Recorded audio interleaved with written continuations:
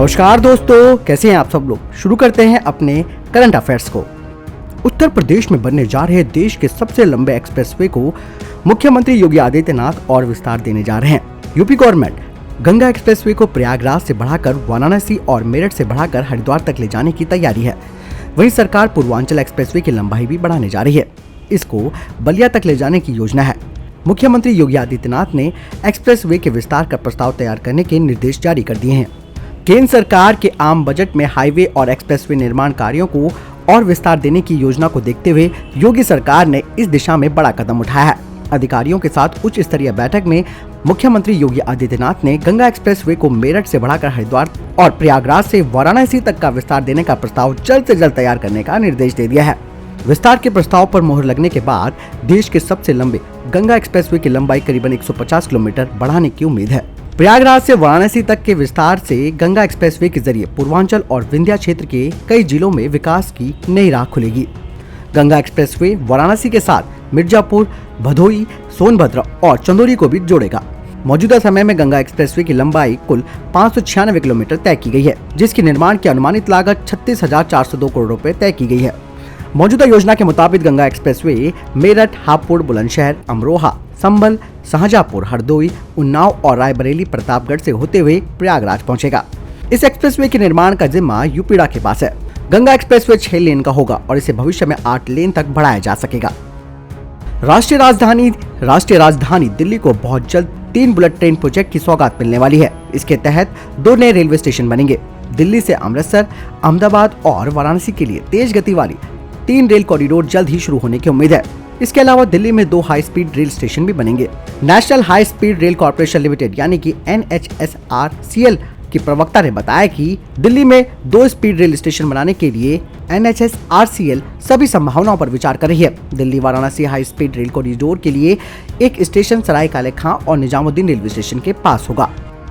वित्त मंत्री निर्मला सीतारमण ने आम बजट 2021-2022 में पुराने वाहनों को सड़क से हटाने के लिए नई स्क्रैप पॉलिसी की घोषणा की है। इसके जरिए 20 साल से पुराने लाखों वाहनों को स्क्रैप किया जाएगा।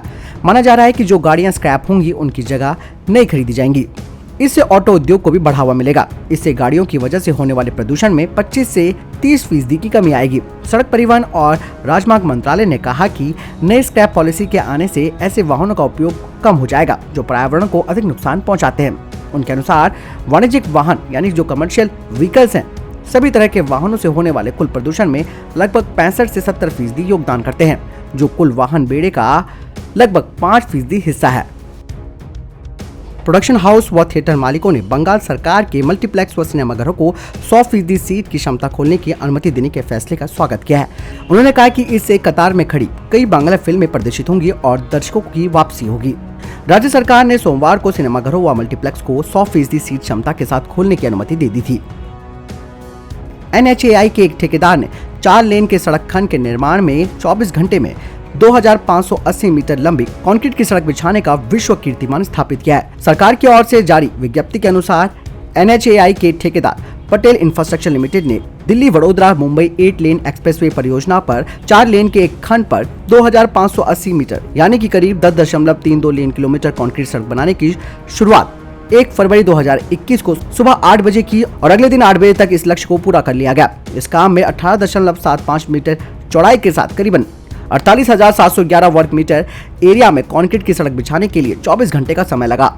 इस दौरान 24 घंटे में कंक्रीट 14,613 क्यूबिक मीटर कंक्रीट यानी कि सीमेंट, गिट्टी, रेत के प्रयोग का रिकॉर्ड भी बना। इस कारनामे को इंडिया बुक ऑफ रिकॉर्ड्स और golden book of world record में मान्यता दी गई है। इस काम को ऑटोमेटिक कंक्रीट बिछाने की मशीन से किया गया। क्राउन समूह ने कहा कि उसने सेलम हवाई अड्डे के नजदीक एक एकीकृत एरोस्पेस क्लस्टर विकसित करने के लिए तमिलनाडु औद्योगिक विकास निगम के साथ एक MOU पर हस्ताक्षर किए। समूह ने एक प्रेस विज्ञप्ति में कहा कि ये क्लस्टर तमिलनाडु रक्षा गलियारे का हिस्सा है और भारत का पहला स्वदेशी MRO संयंत्र होगा, जहां सैन्य विमानों और उपकरणों के रखरखाव और मरम्मत की सुविधा होगी। सूत्रों ने कहा कि इस क्लस्टर में ड्रोन परीक्षण सुविधाएं भी होंगी। अमरनाथ यात्रा 2021 में श्रद्धालुओं को श्रीनगर अंतर्राष्ट्रीय एयरपोर्ट से आधार शिविर बालटाल तक हवाई सेवा मिलने जा रही है। यात्रा तैयारियों के बीच श्रीनगर से बालटाल के लिए हेलीकॉप्टर सेवा शुरू करने का सुझाव रखा गया। जरूरतमंद यात्रियों के लिए ये बड़ी सुविधा होगी।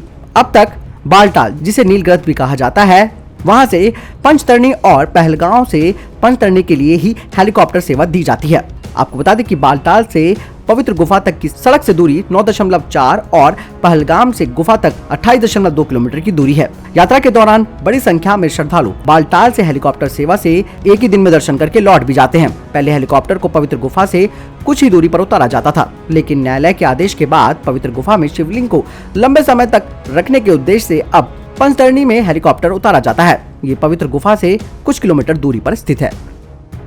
ओलेक्ट्रा ईवी कंपनी, जो इलेक्ट्रिक मोबिलिटी लीडर और इलेक्ट्रॉनिक बस का निर्माण करती है, आपको बता दें कि ओलेक्ट्रा ग्रीन टेक और EV trans private limited company को भारत सरकार की योजना फेम 2, जो कि भारत सरकार की स्कीम है, उसके तहत 350 इलेक्ट्रिक बसों का ऑर्डर मिला है।